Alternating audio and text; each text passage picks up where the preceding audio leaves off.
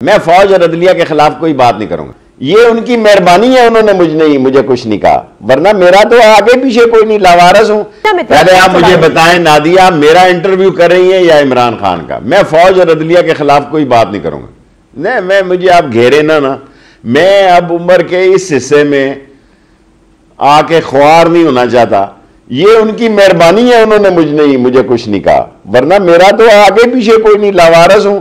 पहली दफा जब अयूब खान ने मुझे पकड़ा और जस्टिस कौन थे, मुश्ताक थे, कौन थे, उन्होंने मेरी जमानत ली लाहौर में।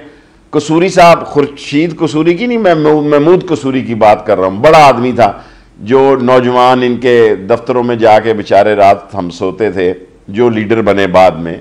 अब तो कोई नौजवान मुझे नजर ही नहीं आ रहा। तो जब जमानत हुई तो बाहर जमानत देने वाला कोई नहीं था। अब मैं नाम भूल गया हूँ। कमालिया के खाकसार लीडर थे, अभी शायद नाम याद आ जाए, बड़ा ग्रेट आदमी था। उसने कहा मुंडिया तेरे को जमानती कोई नहीं है। मैं कहा जी कोई जमानत। उसने कहा मैं तेरा जमानती है, चल मैं चलका पढ़ने हैं।